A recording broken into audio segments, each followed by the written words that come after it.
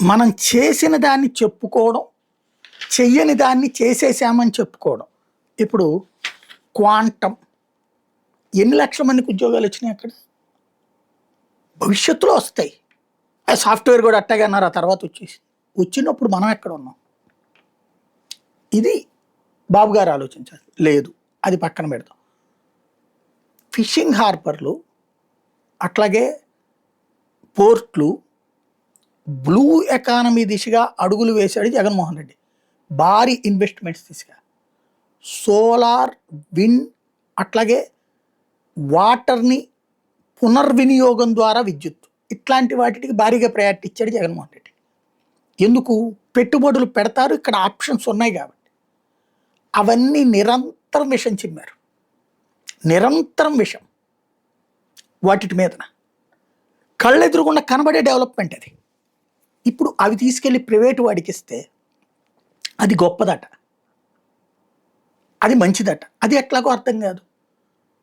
మనకి మెడికల్ కాలేజీలు ప్రైవేట్కి ఇచ్చేసినట్టే ప్రభుత్వానికి వచ్చే సంపాదన, ప్రభుత్వంకి ఒక అద్దెలాగా నెల నెల డబ్బులు వచ్చేటటువంటి వాటిని తీసుకెళ్ళి ప్రైవేట్కి ఇచ్చేస్తుంటే, మెడికల్ కాలేజీలు అయినా ఇవైనా, అది గొప్పగా చిత్రీకరించే మీడియా ఉంది అతను వీళ్ళకి. జగన్కి అది చేత కావట్లేదు, ఆ మ్యానిపులేషన్ కుదరట్లేదు. అట్లాగే ఒక ఆరోగ్యశ్రీ ఫీజు రియంబర్స్మెంట్ లాంటిది రాజశేఖర రెడ్డి తీసుకొచ్చినప్పుడు విషం చిమ్మారు కార్పొరేట్ ఆసుపత్రుల కోసమని. కార్పొరేట్ ఆసుపత్రులు, కార్పొరేట్ కళాశాలలు ఎవరి చేతిలో ఉన్నాయి? తెలుగుదేశం అభిమానుల చేతిలోనే ఉన్నాయి. మరి రాజశేఖర రెడ్డి తెలుగుదేశాన్ని పోషించడానికి పెట్టాడు అది? లేదే. పేదవాడికి అక్కడికి వెళ్ళి చదువుకోవడానికి. దానివల్ల బాగుపడ్డోళ్ళు ఎవరు? నారాయణ ఎవరు?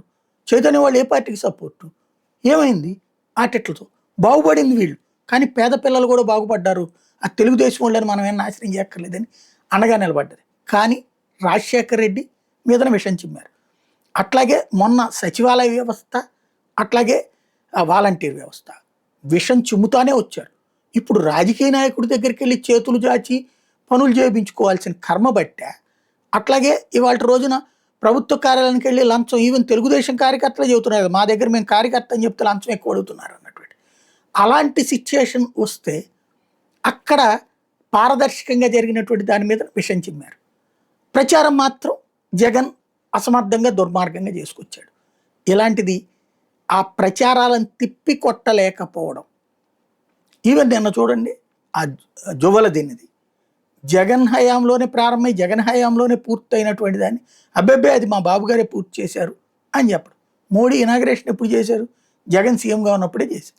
దాన్ని తీసుకెళ్ళి ఇప్పుడు సాగర్ డిఫెన్స్ వాళ్ళకి ఇచ్చేస్తా, అందులో ఉన్నటువంటి భూమిని, అదేం లేదు తప్పు లేదని వాదించడం. ఇది ఇలా ఓవరాల్గా media management, mouth publicity management అనేటటువంటి దాంతో సాగేటటువంటి ఆంధ్ర రాజకీయాన్ని ఎప్పుడు అర్థం చేసుకుంటాడు, ఎప్పుడు సరైన ప్లాన్స్తో తిప్పికొట్టగలుగుతాడో జగన్ తేల్చుకోవాల్సింది.